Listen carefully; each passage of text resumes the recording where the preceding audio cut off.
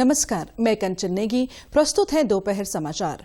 उत्तराखंड लोक सेवा आयोग ने वर्ष 2023 के लिए परीक्षा कैलेंडर जारी कर दिया है। उत्तराखंड लोक सेवा आयोग के अध्यक्ष डॉक्टर राकेश कुमार ने आयोग के अधिकारियों के साथ हुई बैठक में कुछ महत्वपूर्ण निर्णयों के साथ ही कुल 32 परीक्षाओं के लिए परीक्षा कैलेंडर जारी किया। वार्षिक परीक्षा कैलेंडर के बारे में विस्तृत जानकारी देते हुए डॉक्टर कुमार ने कहा कि शासन से प्राप्त यूकेएसएससी की कुल 15 परीक्षाओं को भी परीक्षा कैलेंडर में शामिल किया गया है। उन्होंने कहा कि लगभग 5,700 रिक्त पदों के लिए रिक्ति विज्ञापन जारी किए जाएंगे।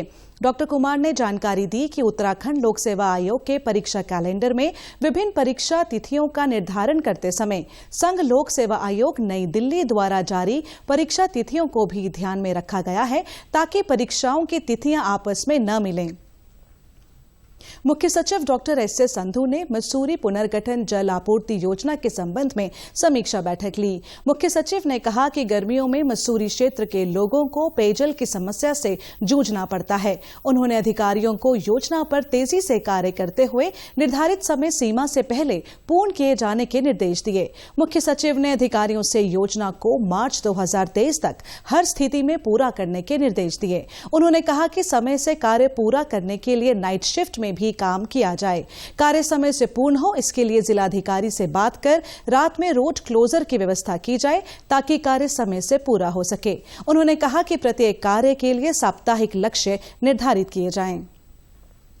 मुख्यमंत्री पुष्कर सिंह धामी को स्वच्छ राजनीतिज्ञ सम्मान 2022 से सम्मानित किया गया। प्रदेश के पहले मुख्यमंत्री रहे स्वर्गीय नित्यानंद स्वामी जी की 94वीं जयंती के अवसर पर नित्यानंद स्वामी जन सेवा समिति द्वारा आयोजित कार्यक्रम में मुख्यमंत्री को सम्मानित करने के साथ ही संगीत, शिक्षा, उद्योग, चिकित्सा और सांस्कृतिक क्षेत्र से जुड़े 5 लोगों के साथ अन्य 2 लोगों को उत्तराखंड गौरव से सम्मानित किया गया। इस अवसर पर पूर्व मुख्यमंत्री स्वर्गीय नित्यानंद स्वामी को नमन करते हुए मुख्यमंत्री पुष्कर सिंह धामी ने कहा कि समाज के अंतिम पायदान पर खड़े व्यक्ति तक सेवा प्रदान करने की उनकी संकल्पबद्धता अभूतपूर्व थी।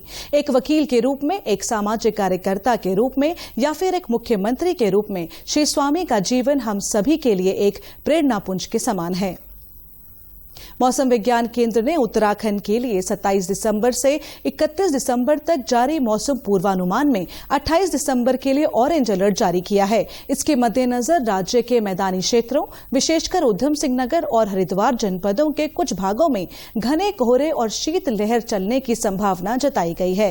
मौसम के अलर्ट को देखते हुए हरिद्वार के प्रभारी जिलाधिकारी प्रतीक जैन ने छोटे बच्चों और छात्र छात्राओं की सुरक्षा को ध्यान में रखते हुए आदेश जारी किए हैं।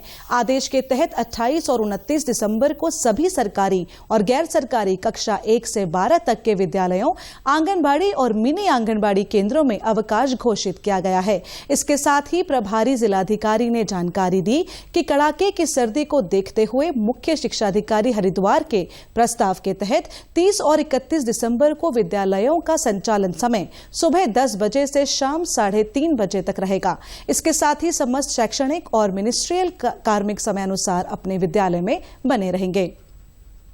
साल 2023 में श्री केदारनाथ धाम की यात्रा के सफलतापूर्वक संचालन को लेकर रुद्रप्रयाग जिलाधिकारी मयूर दीक्षित की अध्यक्षता में संबंधित अधिकारियों के साथ बैठक आयोजित की गई। बैठक में यात्रा से जुड़े अधिकारियों द्वारा की जाने वाली तैयारियों और व्यवस्थाओं के संबंध में बातचीत की गई और जिलाधिकारी द्वारा व्यवस्थाएं समय से दुरुस्त करने के निर्देश भी दिए गए। समीक्षा के दौरान जिलाधिकारी ने कहा कि अधिकारी बीती यात्रा से अनुभव लेते हुए तैयारियों को अंतिम रूप दें ताकि समय से यात्रा के सफल संचालन के लिए आवश्यक रूपरेखा तैयार की जा सके।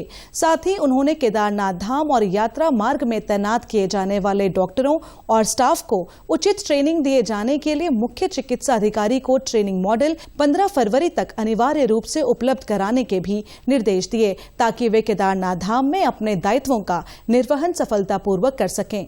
जिलाधिकारी ने आवश्यक दवाइयों और उपकरण की आवश्यकता होने पर समय से चीजों की आपूर्ति सुनिश्चित किए जाने के भी निर्देश दिए।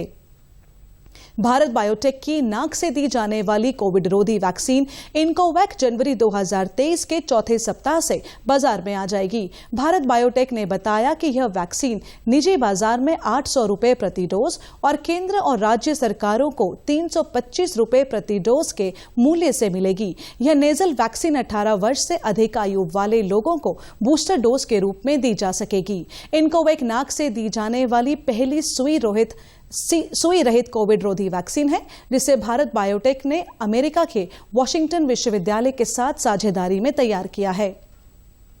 इसी के साथ अभी तक के समाचार समाप्त हुए। दूरदर्शन समाचारों से जुड़े रहें। मिलते हैं फिर शाम 6:30 बजे के बुलेटिन में। नमस्कार।